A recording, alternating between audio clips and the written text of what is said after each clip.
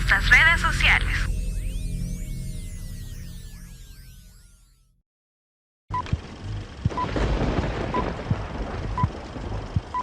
A continuación, palabra de Dios. Bueno, que el Señor bendiga, mis estimados hermanos, bienvenidos a la casa de nuestro Dios. Vamos a continuar con este mensaje que se tituló Palabras de Consuelo. Quiero invitarle a que abra su Biblia, por favor, en Isaías capítulo 51. Vamos a leer el versículo 11 y versículo 12, que ya lo meditamos el viernes anterior, los tomamos como efecto, o para tener un contexto, mejor dicho, capítulo 51, versículos 11 y versículo 12. Cuando lo encontremos puestos en pie, le damos lectura a la palabra de nuestro Dios. Isaías capítulo 51, versículos 11 y 12. ¿Los tenemos, hermanos? Amén. Si ya lo tenemos, entonces le damos lectura a la palabra de nuestro Dios y dice de la siguiente manera, y que se pueda escuchar la lectura. Ciertamente volverán los redimidos de Jehová, volverán a Sión cantando, y gozo perpetuo habrá sobre sus cabezas. Tendrán gozo y alegría, y el dolor y el gemido huirán. Yo soy vuestro consolador. ¿Quién eres tú para que tengas temor del hombre, que es mortal, y del Hijo del Hombre, que es como heno? Hasta allí leemos, y que nuestro Dios hable en nuestros corazones a través de su palabra. Podemos tomar nuestros asientos, mis estimados hermanos. Recordemos un poquito el contexto del pasaje, y es que Dios hacía referencia a esta experiencia, pues nada fácil, que el pueblo de Israel, o específicamente Jerusalén, o Judá, vivió, que fue ser llevados cautivos a Babilonia como una consecuencia de su, llamémosle, o de su pecado o de su distanciamiento de Dios. Estando ellos allá en Babilonia, habían unos pseudo profetas que les decían que, pues, que todo iba a estar bien, que no iba a pasar nada. Sin embargo, Dios, hermano, viene y les dice: miren, ustedes van a poder regresar a su pueblo, pero no ya. Pero sí van a regresar, sí van a volver. Entonces Dios les da el consuelo de que sí van a regresar.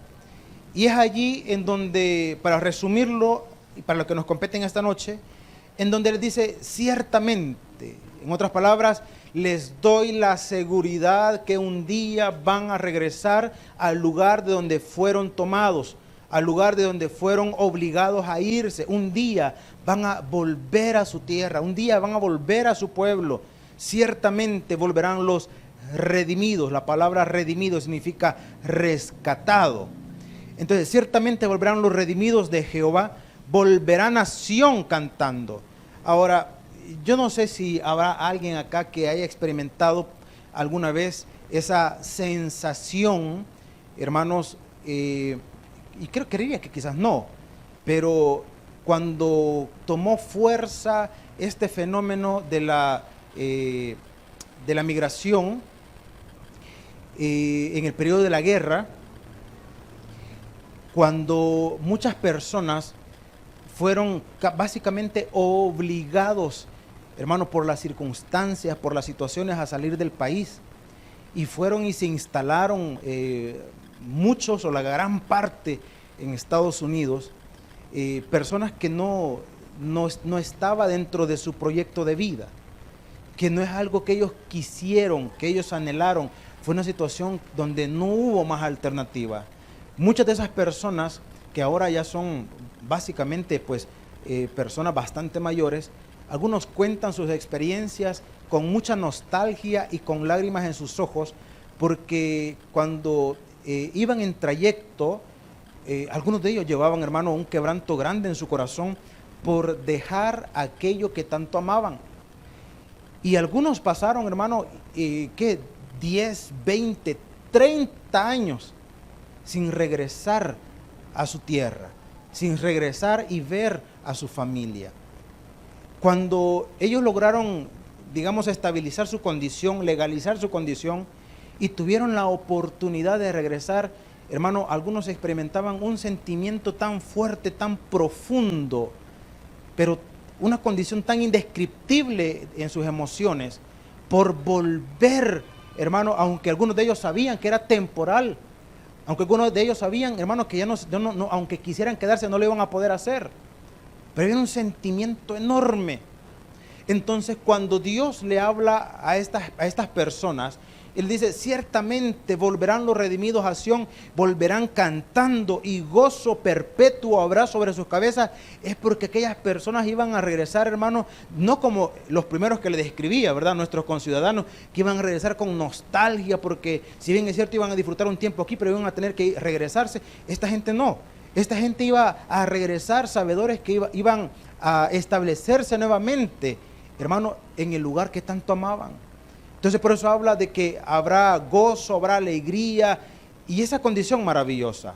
Ahora, claro, esa parte es la parte que quizás muchos de nosotros cuando estamos tristes o preocupados, cuando alguien nos dice, ya va a ver que todo va a estar bien, no, mire, ya va a ver que va a salir adelante, no, mire, ya va a ver. Es como este versículo. Sí, van a regresar, sí van a volver, sí va a haber gozo. Y cuando no somos nosotros los que estamos pasando esa experiencia, pues parecería que es tan fácil decir o decirle a alguien que no se preocupe, que tenga buen ánimo, que va a salir. Pues parecería que no nos cuesta. Ahora, Dios entiende eso, hermano. Dios entiende eso. Y repito, esto no estaba sucediendo en este momento. Dios les estaba diciendo, miren, van a volver, van a regresar. ¿Cuándo, Dios? José, no lo voy a decir todavía. Pero van a volver. Pero van a tener una solución. ¿Cuándo? No se lo voy a decir. Pero van a salir. O mejor dicho, van a regresar. Entonces, Dios, para mitigar un poco aquella inquietud, hermano, viene y les dice lo siguiente, versículo 12. Yo soy vuestro, ¿qué les dice? Consolador. En otras palabras, miren, yo aquí estoy con ustedes, yo no los he abandonado. Pero ya no estamos en Jerusalén, ahora estamos en Babilonia. Ahora, Dios no se limita, hermanos, a una condición o a una condición geográfica. Recuerde que existía la creencia, y eso lo evidenciamos en el libro del profeta Jonás. Existía la creencia en aquellos tiempos que un Dios tenía potestad solamente en el lugar donde era adorado. Existía esa creencia. Hasta Jonás creía eso en cierta medida. Porque si no, ¿por qué cree usted que se fue a huir de Jerusalén cuando Dios lo mandó a predicar a Nínive? ¿Por qué se fue a huir? Porque aún Jonás tenía la creencia que Dios, como era el Dios de Israel, solamente tenía potestad en esa área geográfica. Que media vez salía de allí, pues entonces se podía escapar de Dios. Entonces, hermano, Dios les dice, señores, yo no estoy limitado a una condición geográfica. Si ustedes están en Babilonia, yo ahí estoy con ustedes, yo no los he abandonado. Mis cuidados siguen estando con ustedes independientemente de donde puedan estar. Y viene la palabra y dice lo siguiente. Versículo 12, yo soy vuestro consolador. ¿Quién eres tú? Y está confrontando, está preguntando, ¿quién eres tú para que tengas temor del hombre que es mortal? En otras palabras, mire, ¿cuál es el miedo, pues? ¿Acaso no dijo el apóstol Pablo, si Dios es con nosotros, ¿qué después, hermano? ¿Y quién contra nosotros, pues? Eso le está diciendo Dios a este pueblo. ¿Por qué le tenés temor? Está diciendo al hombre que es mortal.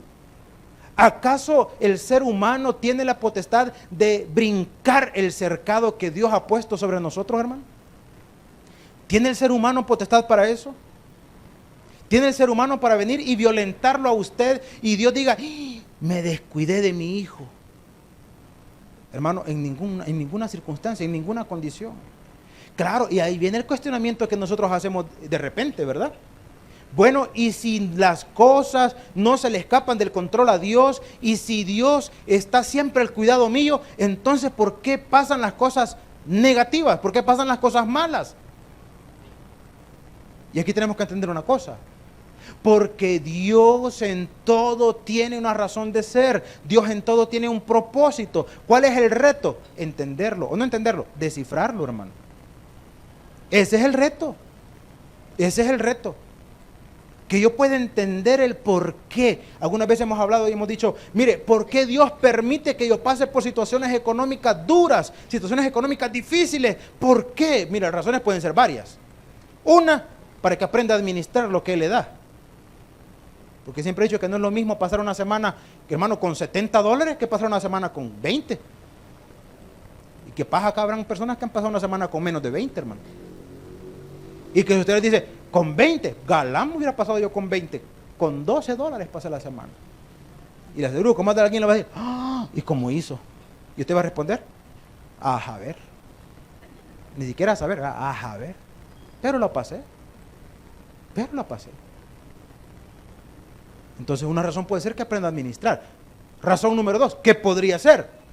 Que usted conozca que Dios es su proveedor. Que usted conozca que Dios es su proveedor. Nuestro pastor general contaba una anécdota que pasó en el periodo de la guerra acá en el país. Dice que un hermano se quedó sin trabajo en el periodo del conflicto armado. Y con lo que le dieron al hermano, compró un quintal de arroz y un quintal de frijoles mientras conseguía trabajo. Y que mientras eso sucedía, tenía un pequeño depósito, un guacalito, y que iba, sacaba, ¿verdad? Acababa la medida, ¿verdad? Del frijol, del arroz. Y pasó un mes y no encontraba trabajo. Pasaron 2 meses y no encontraba trabajo. Pasaron 3 meses y no encontraba trabajo. Pasaron 6 meses, hermano, y no encontraba trabajo. Y no se le terminaba ni el arroz ni los frijoles. Dice que este hombre asustado fue donde el pastor, ella donde sacó la historia del pastor, y le dijo, mire pastor, le dijo, me pasa esto, esto y esto. Y mire, le dijo, yo solo meto el guacalito al saco y solo saco y nunca se termina, le dijo. Y nunca se termina, le dijo.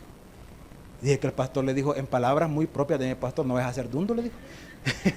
No vayas a abrir ese saco, solo mete la mano, le dijo. Vos solo mete la mano, le dijo. Hermano, y es el hombre que el día que sacó la última porción de arroz y frijoles, ese día le dieron trabajo. ¿Qué cree usted que aprendió ese hombre durante todo ese tiempo, hermano? Que antes hacían los sacos más grandes. ¿Qué cree usted que aprendió ese hombre? Aprendió que Dios es su proveedor. Entonces Dios tiene, hermano, una razón de ser en todo. Entonces por eso es que a veces Dios permite las situaciones. ¿Para qué? Para que lo conozcamos más. ¿Por qué Dios permitió una situación tan dura en la vida de Job? Y siempre hemos dicho esto, porque cuando usted lee Job capítulo 1, hermano, usted va a encontrar que dice que Job era varón justo, perfecto en todos sus caminos. Mire la descripción que hacía de Job. Varón justo y perfecto en todos sus caminos. Dice que ofrecía sacrificio por él y hacía sacrificio por sus hijos, por si habían pecado. Ya se los podía, que eran medio malilla los hijos. Entonces decía, no, por esto es alguna metida de pata andar por ahí, que también ofrecía sacrificio por sus hijos. Job, hermano, y esa es la creencia religiosa. Job estaba pagando alguna consecuencia de pecado. Cuando le comenzaron a suceder las cosas malas, ¿estaba pagando alguna consecuencia de pecado Job? Pregunta, ¿estaba pagando alguna consecuencia de pecado? No, hermano. Sus amigos llegaron, bueno, que amigos como esos, ¿quién quiere enemigos, verdad? Sus amigos llegaron y le dijeron, Job, lo que te está pasando no es por gusto, algo has hecho, esto no es así nomás, Job. Esto no es así nomás, vuélvete en amistad con Dios, les decían. Y ya vas a ver cómo Dios te va a restaurar y te va a dar más oro que plata y no sé qué. La apreciación de ellos. Y Job les decía, yo no he hecho nada. Yo no he hecho nada. ¿Y por qué Dios lo permitió? Porque más adelante usted va a encontrar una porción bíblica, usted va a encontrar una porción, una expresión de Job muy interesante cuando Job dice, y de oídas te había oído, mas ahora mis ojos te ven. Estaba diciendo, ahora te conozco, Señor. Ahora te conozco. Ahora sé que escuchas oraciones. Ahora sé que eres todopoderoso. Ahora sé que sos más grande que mis problemas. Ahora lo entiendo. Antes no, antes conocía a un Dios de la religión. Ahora conoce a un Dios personal. Que es muy diferente, hermano. Es muy diferente. El Dios de la religión, ¿dónde lo percibe? ¿Dónde lo ve? A la distancia. ¿Dónde está Dios? Allá. ¿Quién sabe que oiga oraciones? ¿Quién sabe que atienda mis oraciones? Allá. Dios distante. Ese es el Dios de la religión. El Dios personal que aprendemos a conocer. ¿Dónde está? Aquí, en mi corazón. Nunca me ha dejado. Nunca me ha abandonado. Siempre ha estado allí conmigo. Y en los peores momentos me ha consolado. Y me ha dado fuerzas. Cuando creí que ya no podía, Él me levantó. Cuando creí que no era digno, Él me mostró su misericordia. Cuando creí que estaba derrotado, Él peleó por mí las batallas. Ahora conozco quién es Dios. Ahora sé quién es Él. Dios tiene propósitos.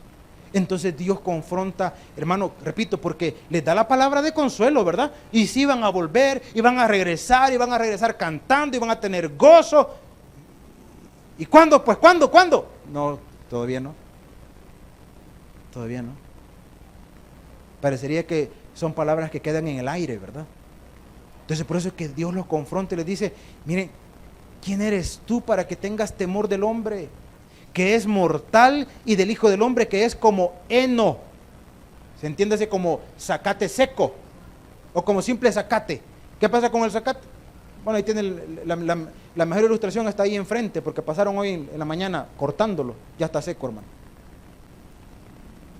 Así de transitoria es la condición del individuo. Así es la condición del individuo. Entonces Dios le está diciendo, ¿y por qué te preocupas tanto, hombre? Ya va a pasar. Ya va a pasar. Hay un dicho popular que dice que no hay mal que dure. Y la otra parte también ya la conoce, ¿verdad? Ni cuerpo que lo resista. Entonces, de que la situación va a pasar, va a pasar. O se termina el problema, o nos vamos con el Señor. Esa parte como que no le gustó, ¿verdad? O se termina el problema, o nos vamos con el Señor. Pues sí. Pero usted no, su condición no es eterna, hermano. Su condición no es eterna. ¿Y cuándo se va a terminar esta mi enfermedad? Respuesta profunda, cuando se sane. Respuesta científica, hermano. Y si no se sana, ¿cuál es la otra opción? Estamos hablando entre creyentes, ¿verdad? Y si no se sana, ¿cuál es la otra opción? Se va con el Señor, hermano. Y allá en el cielo no hay enfermedad. Aquí sí pega literal, hermano, literal. El hermano Juan Luis Guerra, porque es hermano, ¿sabe que es hermano, verdad? Ahora, no escuche las de antes, escuche las cristianas. Pero tiene un corito, por decirlo así, tiene una alabanza bien interesante, porque el tipo, de hecho, que le pone pensamiento a sus letras. Y dice, en el cielo no hay hospital. Así que si su enfermedad no se cura acá en la tierra, no se preocupe, en el cielo no hay hospital. Entonces Dios le está diciendo, ¿cuál es tu temor? La condición del hombre es como heno, transitoria. Para los que vienen el día martes, y si no viene el martes, venga el martes, hermano. Hablamos el día martes, hermano, y decíamos, mire, ¿y cuál es la situación? Y no somos transitorios, pues. Querramos o no querramos, ¿qué va a pasar? Nos vamos a morir, pues. Quiera o no quiera. Quiera o no quiera. Entonces, ¿cuál debe ser su condición? Hermano, que no, la vida no debe de ser o no debe vivir todo el tiempo en angustia y preocupación. Su vida no debe ser así. No debe ser así. Dice, es como bueno, sabe que es transitorio.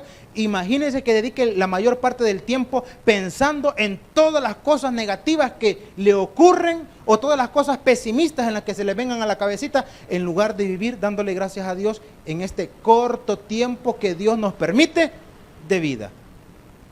¿Y por qué corto tiempo? Porque es corto, hermano. Estoy seguro que aquí hay personas que ya andan pateando los 50 y ayer tenían 15 años. Así de corto es el tiempo. Así de corto es el tiempo. Más de alguien todavía tiene guardado más de algún recuerdo por allí. Las cartas de ese novio que le mandaron allá por 1975. ¿Verdad? Y todavía siente el perfume sapuyulo, ¿verdad? Aquel tiempo. Todavía. Y se da cuenta que, ¿de qué se da cuenta? De que la vida es corta. Independientemente Dios le permita 80, 90 años, hermano. Pero aquí el detalle es que es corta en comparación de la eternidad. ¿Y a qué le apuntamos nosotros, hermano? A la eternidad. Y siempre hemos dicho, pero antes de llegar allá, nuestra condición terrena pues debe ser favorable también. Entonces, si mi condición terrena, si mi condición antes de llegar a Dios tiene que ser favorable, ¿qué debo entender? Lo que Dios le dice a este pueblo. Miren, ¿qué es el hombre para que tengas temor? O sea, un simple mortal. ¿Qué es la condición del hombre? Es como heno. O sea, ¿sabes que esta vida es transitoria? Dicen que, hermano, desde que nacemos estamos conscientes de que nos vamos a morir. Ahora, ¿cuál es el detalle? El detalle es que nos aferramos tanto a esta condición terrena, hermano. Y hablamos tan bonito de Dios, ¿verdad? Dios dice, mire, un día, repito, dos cosas. O Él viene por nosotros o nosotros nos vamos con Él. El detalle es, ¿para qué va a vivir extremadamente angustiado por las cosas que están bajo el control de Dios? Yo le podría preguntar en esta noche, ¿cuántos han entregado su vida a Cristo? ¿Y cuántos van a decir amén? Vaya, se los voy a preguntar, vaya. Pero participen, porque ustedes como que ya la ven venir, ya no quieren participar. ¿Cuántos han entregado su vida a Cristo? Pero participen bien, pues. ¿Cuántos han entregado su vida a Cristo? ¿A quién le pertenece su vida entonces? Entonces, ¿cuál es la preocupación? Si su vida está en las manos de Dios. Si su vida está en las manos de Dios. Siempre le hemos puesto el ejemplo y siempre se lo vamos a poner. Es como que un niño de 4 años, su hijo de 4 años, o cuando tuvieron sus hijos 4 años, le hubieran dicho a usted, papá, mamá, siéntense por favor, quiero tener una seria conversación con ustedes. Yo quiero saber si realmente tienen la capacidad para mantenerme. Porque si no la tienen, díganme, yo voy a ver cómo me rebusco. Sí, la mumuja.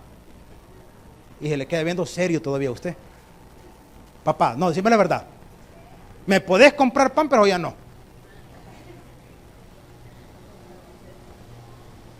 Pregunta, ¿lo va a tomar en serio usted? ¿Lo va a tomar en serio? ¿Se imagina usted cuando nosotros vivimos, hermano, extremadamente angustiados sabiendo que nuestra vida le pertenece a Dios? ¿Qué cree que hace Dios, hermano? Se le queda viendo y dice, ay, mi hijo, ya no avivaste. Tan angustiado, tan preocupado. ¿Qué le dijo Dios a Job? Le dijo, Job, cíñete como varón valiente. Ahora yo hablaré y tú me escucharás a mí.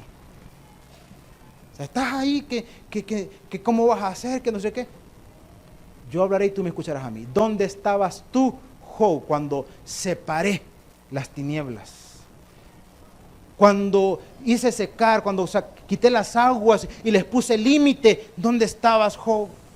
Cuando puse la lumbrera mayor y la lumbrera menor, ¿dónde estabas, Job? Le está diciendo, o sea, ¿crees que tu problema es grande?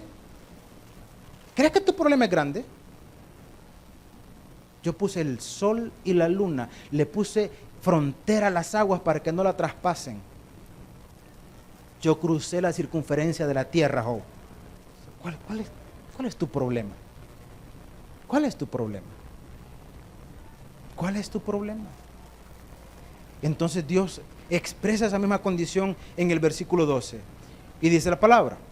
Sigamos leyendo. Versículo 13. Y ya te has olvidado. Mire la expresión. Y ya te has olvidado de Jehová tu hacedor, que extendió los cielos y fundó la tierra. Son las mismas palabras que en alguna forma le había dicho a Job también. Que extendió los cielos y fundó la tierra, y todo el día temiste continuamente del furor del que te aflige, cuando se disponía para destruir. Pero ¿en dónde está el furor del que te aflige? Mire, primero le dice, bueno, y no, yo hice la tierra, yo hice esto. Y viene alguien y te dice, ¡buh! Y le tenés miedo. Y le tenés miedo. Está diciendo, yo tengo control sobre ustedes. Yo tengo control sobre ustedes.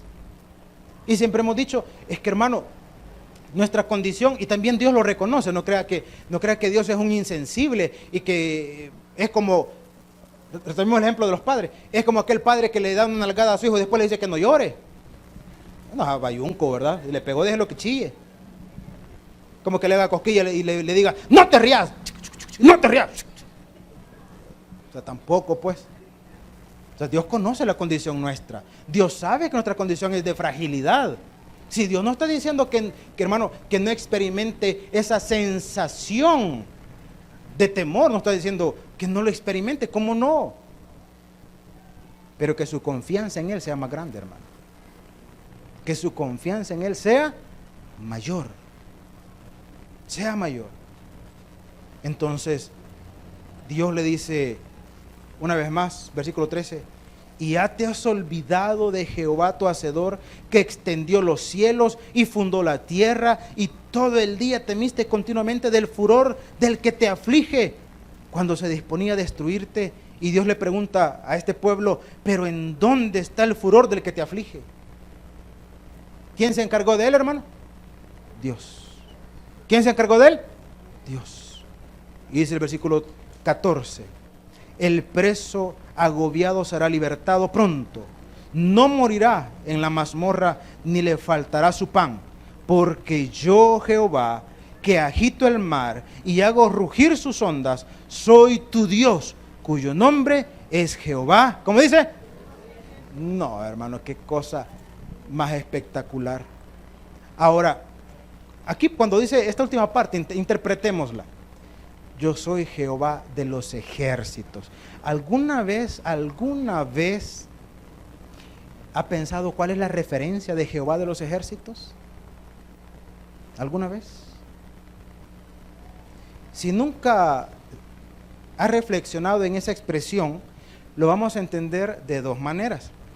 Número uno, cuando se habla del ejército del cielo, es una referencia, hermano, a los astros, a las estrellas y todo eso, que son incontables. ¿Quién tiene dominio? Y dice la palabra que Dios las llama a cada una de ellas por su nombre. O sea, está hablando, hermano, del carácter majestuoso, soberano de Dios. El ejército del cielo, está hablando de los astros, o sea, de esa magnitud de autoridad. Eso sería una interpretación. Otra interpretación que no está nada, digamos, fuera de la lógica, es que también se puede hablar de un ejército celestial. Jesucristo hizo referencia. Cuando Pedro le cortó la oreja a Malco y el Señor lo reprendió, le dijo, ¿acaso no podría yo clamar a mi Padre y mandaría, ¿qué dijo? Legiones de ángeles. Ahora, ¿cuántos ángeles cree usted que se necesitan para destruir un ejército? Hermano, pongamos un número chiquito, vaya, de 10,000 personas. ¿Cuántos ángeles necesitan, hermano? Si usted ha leído el libro de Josué, si no lo ha leído, léalo. Dice la palabra, hermanos, que vino un ángel, uno, y destruyó todo el campamento de los enemigos. Uno. Y dicen que andaba desvelado, por cierto. Por si acaso, ¿verdad? Uno, hermano. Uno. Si uno fue capaz de hacer todo ese estrago, ¿se imagina usted un ejército, hermano? No se necesita. Entonces, tanto la primera referencia, hermano, a la soberanía de Dios, de tener control y dominio sobre todos los astros, póngalo usted sobre la condición angelical, tanto lo uno como lo otro hace referencia a una cosa. ¿A qué? A la autoridad de Dios. A la autoridad de Dios. Entonces, Dios, hermano, le está diciendo a este pueblo, porque yo, versículo 15, porque yo, Jehová, que agito el mar, que hago rugir sus ondas, soy, ¿cómo le dice? Tu Dios, cuyo nombre es Jehová.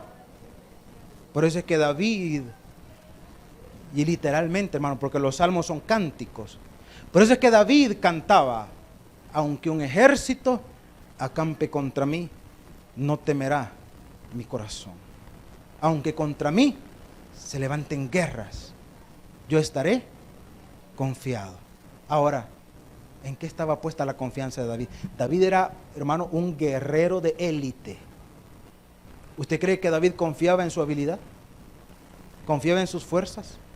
¿En el poder de su espada? ¿En qué confiaba David entonces?